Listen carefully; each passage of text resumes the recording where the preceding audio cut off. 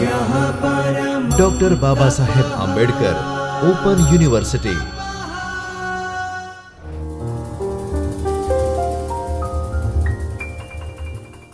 नमस्कार विद्यार्थी मित्रों, doctor Baba Saheb Ambedkar open university के चैतन्य स्टूडियो से मैं डॉक्टर रश्मि सिंह, सहायक प्राध्यापिका हिंदी, आप सभी का हार्दिक स्वागत करती हूँ।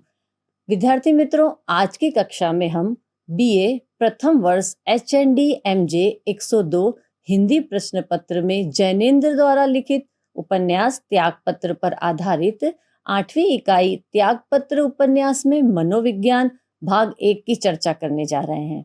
इस इकाई को पढ़ने के बाद आप मनोविज्ञान का अर्थ समझ सकेंगे। त्यागपत्र उपन्यास में जैनेन्द्र के मनोवैज्ञानिक दृष्टिकोण से अवगत हो सकेंगे। विद्यार्थी मित्रों, त्यागपत्र पर आधारित इस खंड से पहले की इकाइयों में आपने जैनेन्द्र का जीवन परिचय, त्यागपत्र की कथा वस्तु, पात्र एवं चरित्र चित्रण, उसकी भाषा शैली और उसके उद्देश्य के बारे में आगे की कक्षा में जानकारी प्राप्त कर चुके हैं। प्रस्तुत इकाई में जैनेन्द्र के मनोवैज्ञानिक दृष्टिकोण को हम देखेंगे। मनोवैज्ञानिक उपन्यास यानी ऐसा उपन्यास जो मन की परतों को खोलता है, मन की बातें बताता है, मन के अंदर क्या चल रहा है, उसकी गुत्थियों में क्या है, यह सब कुछ जो विस्तार पूर्वक बता सके, वैसा ही है मनोवैज्ञानिक उपन्यास। विद्यार्थी मित्रों, मनोवैज्ञानिक उपन्यास का तात्पर्य आप यहाँ यह बिल्कुल न लें कि यह भारी भरकम शब्द है तो उपन्यास भी भारी भरकम होगा, ऐसा होता नहीं है।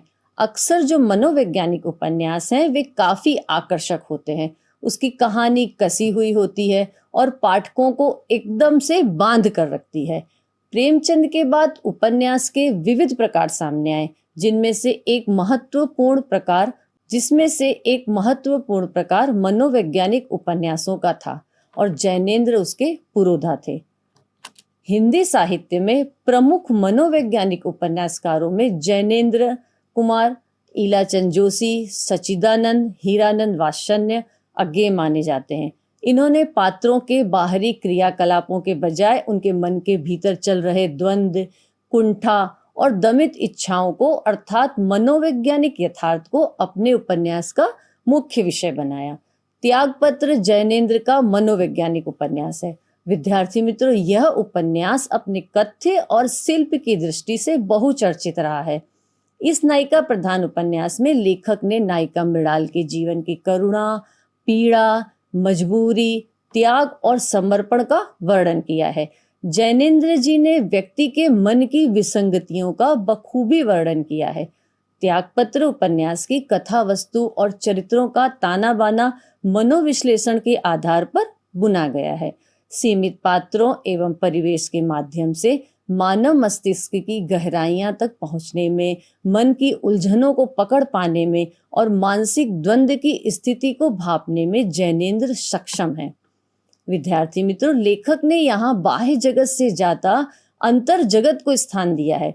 आत्मविश्लेषण परक शैली में लिखे गए इस उपन्यास में मानसिक द्वंद्व से उत्पन्न सूक्ष्म कथा सूत्रों को आधार बनाया गया है। आइए इस उपन्यास में समाविष्ट मनोवैज्ञानिक पहलुओं को हम देखते हैं, लेकिन उससे पहले विद्यार्थी मित्रों, मनोविज्ञान क्या है, उसका अर्थ क्या है, यह जानने की कोशिश करते हैं। मनोविज्ञान का अर्थ है मन और व्यवहार का वैज्ञानिक अध्ययन। मनोविज्ञान शब्द दो शब्दों से मिलकर बना हुआ है, मन और विज्ञान। मन से मतलब है मन या आत्मा और विज्ञान यानी अध्ययन या ज्ञान। इस प्रकार मनोविज्ञान का शाब्दिक अर्थ है मन का अध्ययन। सरल शब्दों में मनोविज्ञान एक ऐसा विज्ञान है जो यह समझने का प्रयास करता है कि मनुष्य कैसे सोचता है, कैसा महसूस करता है, कैसा व्यवहार करता है। विद्यार्थी मित्रों, उदाहरण के तौर पर मनोविज्ञान के अंतर्गत इन बातों का अध्ययन किया जाता है कि याददाश्त कैसे काम करती है, लोग खुश या दुखी क्यों होते हैं, गुस्सा या डर क्यों आता है, लोग अलग अलग परिस्थितियों में अलग अलग व्यवहार क्यों करते हैं। इसलिए कहा जाता है कि मनोविज्ञान मन और व्यवहार का वैज्ञानिक अध्ययन है। विद्यार्थी मित्रों, अब हम मनोविज्ञान का अर्थ और उसकी स्थापनाओं के बारे में समझते हैं। मनोविज्ञान का एक बड़ा सीधा सा अर्थ बनता है कि मन का विज्ञान। हम लगातार कुछ न कुछ सोचते रहते हैं, अपने चारों ओर की परिस्थितियों से जाने अनजाने प्रभावित होते रहते हैं और मूक या मुखर प्रतिक्रियाएं देते रहते हैं। हम निरंतर कुछ न कुछ करते रहते हैं या कुछ न कुछ नहीं करते। यह सब सोचना, करना और प्रतिक्रियाएं देना, यानी एक शब्द में हमारा कुल व्यवहार हमारी चेतन अचेतन मानसिक प्रक्रियाओं का नतीजा होता है। इन्हीं मानसिक प्रक्रियाओं का व्यवस्थित अध्ययन है मनोविज्ञान का विषय है। मनोविज्ञान एक ऐसा विधान है जो प्राणी के प्रेक्षणीय व्यवहार का क्रमबद्ध रूप से अध्ययन, उसकी मानसिक एवं दैहिक प्रक्रियाओं का तथा वातावरण की घटनाओं के साथ उनका संबंध जोड़कर करता है। इस परिप्रेक्ष्य में मनोविज्ञान को व्यवहार एवं मानसिक प्रक्रियाओं का अध्ययन का विज्ञान कहा जाता है। विद्यार्थी मित्रों, इसी रूप में मनोविज्ञान साहित्य से जुड़ता है। प्रेमचंद ने उपन्यासों का स्वरूप बताते हुए कहा है कि मानव चरित्र पर प्रकाश डालना और उसके रहस्यों को खोलना ही उपन्यास का मुख्य स्वर है। अपने विस्तृत समावेशी अर्थ में यह कथन साहित्य की किसी भी विधा के लिए ठीक ही बैठता है और बिना किसी विशेष व्याख्या के यह स्वतः स्पष्ट है कि मानव चरित्र उसके व्यवहार से ही प्रतिबिंबित होता है, जिसका रहस्य उद्घाटन मनोविज्ञान का ही काम है। आरंभ में मनोविज्ञान का अध्ययन दर्शन शास्त्र का विषय था, किंतु बढ़ते अध्ययन के साथ अलग अलग अध्ययन शाखा के रूप में उसकी स्वीकृति हुई है और 19वीं सदी के उत्तरार्ध में सिगमंड फ्रायड ने विशिष्ट ज्ञान शाखा के रूप में इसे पूरी तरह स्थापित कर दिया है। विद्यार्थी मित्रों, सिगमंड फ्रायड एक ऑस्ट्रियाई और न्यूरोलॉजिस्ट और मनोविश्लेषण के संस्थापक थे। उनको मनोवैज्ञानिक सिद्धांत का संस्थापक माना जाता है। उनका नाम आधुनिक मनोविज्ञान के सबसे प्रभावशाली विचारकों में गिना जाता है। यद्यपि फ्रायड के सिद्धांतों को निर्विवाद सर्वसम्मति कभी नहीं रही, पर फिर भी इस तथ्य को नकारा भी नहीं जा सकता कि 20वीं सदी के बौद्धिक परिवेश के सर्जन में उनकी महत्वपूर्ण भूमिका रही। विद्यार्थी मित्रों, आइए अब हम फ्रायड के सिद्धांतों पर एक नजर डालते हैं। फ्रायड के सिद्धांत क्या थे? तो फ्रायड के सिद्धांत कार्य कारण के दृढ़ संबंध की मान्यता पर आधारित है। उनका मानना है कि हमारे व्यवहार के पीछे हमारी मानसिक प्रक्रियाएं होती हैं जो कार्य कारण संबंध में संचालित होती हैं, अर्थात हमारे व्यवहार का अधिकांश हिस्सा अचेतन मन की इच्छाओं और यादों से प्रेरित होता है। फ्रायड मन के 3 हिस्से मानते, चेतन यानी कॉन्शियस माइंड, अवचेतन यानी सबकॉन्शियस माइंड और अचेतन यानी अनकॉन्शियस माइंड। हमारे व्यवहार का निर्धारण जितना चेतन मन द्वारा किया जाता है, उससे कहीं ज्यादा अचेतन मन उसे संचालित करता है। फ्रायड ने साबित किया है कि अचेतन मन चेतन मन की अपेक्षा कहीं अधिक विशाल और शक्तिशाली है। यद्यपि साधारणतया उसके होने का एहसास नहीं होता, तथापि इसका अर्थ यह नहीं है कि वह क्रियाशील नहीं रहता, अपितु यह निरंतर सक्रिय रहकर हमारी गतिविधियों, हमारे बात व्यवहार को अज्ञात रूप से प्रेरित व प्रभावित करता रहता है।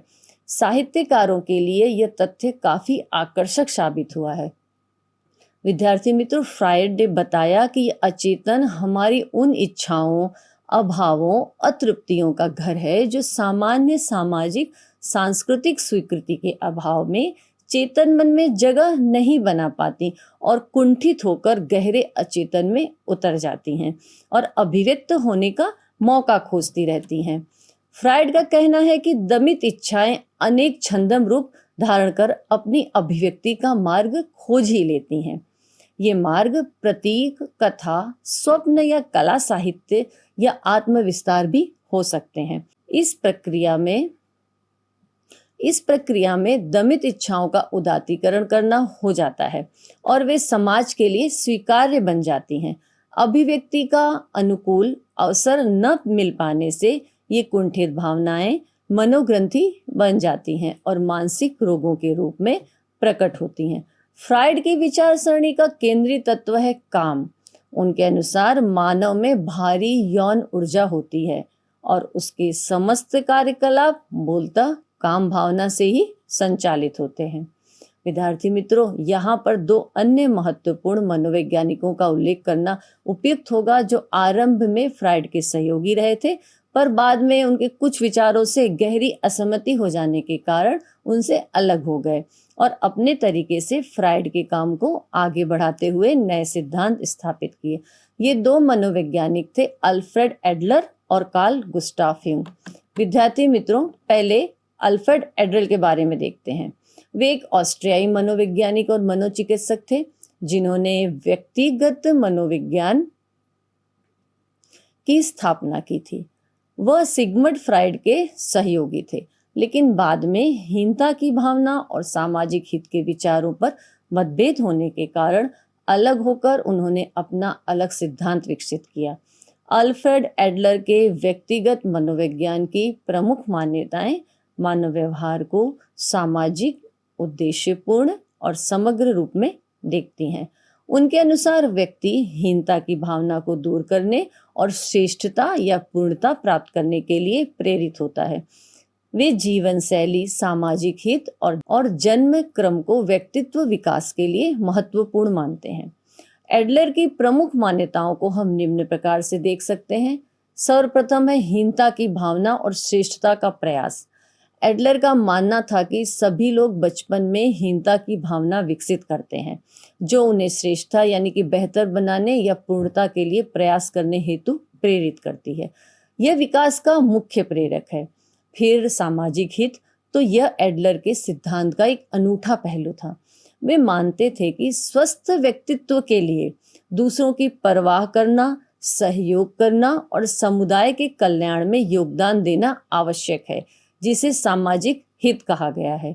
जीवन शैली के बारे में वे मानते हैं कि व्यक्ति अपने लक्ष्य को प्राप्त करने और समस्याओं से निपटने के लिए एक विशिष्ट तरीका विकसित करता है, जिसे जीवन शैली कहते हैं। यह जीवन शैली प्रारंभिक बचपन के अनुभवों से आकार लेती है। उद्देश्यपूर्ण व्यवहार, तो एडलर के अनुसार मनुष्य का व्यवहार केवल अतीत से निर्धारित नहीं होता, बल्कि वे भविष्य के लक्ष्यों की ओर निर्देशित होता है। समग्रतावाद, तो उन्होंने व्यक्ति को टुकड़ों में न देखकर एक अविभाजित या समग्र इकाई के रूप में समझने पर जोर दिया। जन्म क्रम का प्रभाव, उनका मानना है कि परिवार में बच्चों के जन्म के क्रम, जैसे बड़ा, छोटा या इकलौता होना, का व्यक्तित्व के विकास पर गहरा प्रभाव पड़ता है। आत्म जागरूकता, तो व्यक्ति अपने व्यवहार के लिए खुद जिम्मेदार है और अपनी रचनात्मक शक्ति के माध्यम से अपनी जीवनी शैली को बदल सकता है। विद्यार्थी मित्रों, अल्फ्रेड एडलर के व्यक्तिगत मनोविज्ञान के बारे में कहते हैं कि व्यक्तिगत मनोविज्ञान की प्रमुख मान्यताएं भावना पर विजय, श्रेष्ठता की चाह, सामाजिक हित और जीवन शैली पर आधारित है।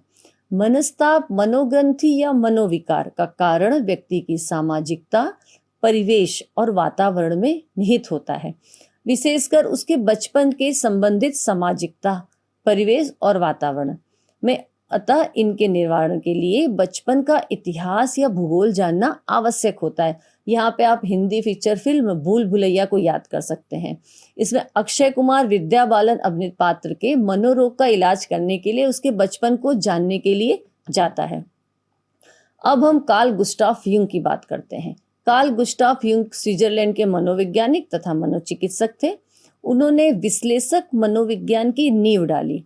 कार्ल यूंग ने मनोविज्ञान आधार पर व्यक्तित्व को मुख्य रूप से दो भागों में बांटा है, अंतर्मुखी और बहिर्मुखी।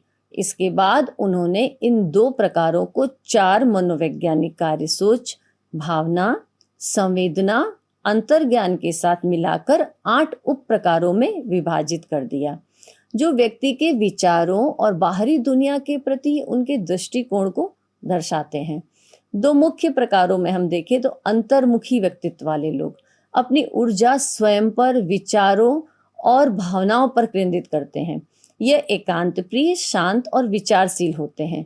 बहिर्मुखी व्यक्तित्व वाले लोग तो ये बाहरी दुनिया जैसे सामाजिक मेलजोल और अन्य लोगों पर ध्यान केंद्रित करते हैं। ये खुशमिजाज होते हैं और सक्रिय होते हैं। 4 मनोवैज्ञानिक कार्य में युग ने व्यवहार के 4 कार्यों के आधार पर परिभाषित किया। चिंतन, यानी कि तर्क संगत निर्णय लेने वाला, भावना, भावनाओं के आधार पर निर्णय लेने वाला, संवेदना तो वर्तमान वास्तविकता और विवरणों पर ध्यान केंद्रित करने वाला, अंतर्ज्ञान संभावनाओं और भविष्य को देखने वाला। युग के अनुसार बहिर्मुखी और अंतर्मुखी दृष्टिकोण को 4 कार्यों के साथ मिलाने से 8 प्रकार बनते हैं। बहिर्मुखी चिंतन यानी कि वस्तुनिष्ठ तार्किक नियमों का पालन करने वाला, बहिर्मुखी भावना अर्थात मिलनसार भावुक सामाजिक मानदंडों के अनुरूप होने वाला, बहिर्मुख संवेदना यानी यथार्थवादी भौतिक सुखों की तलाश करने वाला, और बहिर्मुखी अंतर्ज्ञान यानी कि उद्यमी दूरदर्शी नए अवसरों को खोजने वाला, अंतर्मुखी चिंतन यानी स्वतंत्र सिद्धांतों में रुचि रखने वाला, एकांत प्रिय अंतर्मुखी भावना शांत आरक्षित आंतरिक भावनाओं में डूबा हुआ, अंतर्मुखी संवेदना तो अनुभवों को आंतरिक रूप से महसूस करने वाला, और अंत में अंतर्मुखी अंतर्ज्ञान यानी कि स्वप्नदृष्टा कलाकार। दार्शनिक युग ने यह भी कहा है कि हर व्यक्ति में एक परछाई होती है जो उसके चेतन व्यक्तित्व का नकारात्मक हिस्सा होती है। अब हम युग की प्रमुख मान्यताओं को देखते हैं। वे कहते हैं कि जीवन का प्रेरणा स्रोत जिजीविषा है। अचेतन मन में पुरातन ऐतिहासिक अनुभव राशि के तत्व होते हैं, जिसे प्रजाति स्मृति यानी रेशियल मेमोरी कहते हैं। ये संस्कार रूप स्मृतियां किसी की व्यक्तिगत नहीं होती, बल्कि एक पूरे समुदाय, समाज, राष्ट्र या फिर मनुष्य मात्र की भी हो सकती हैं।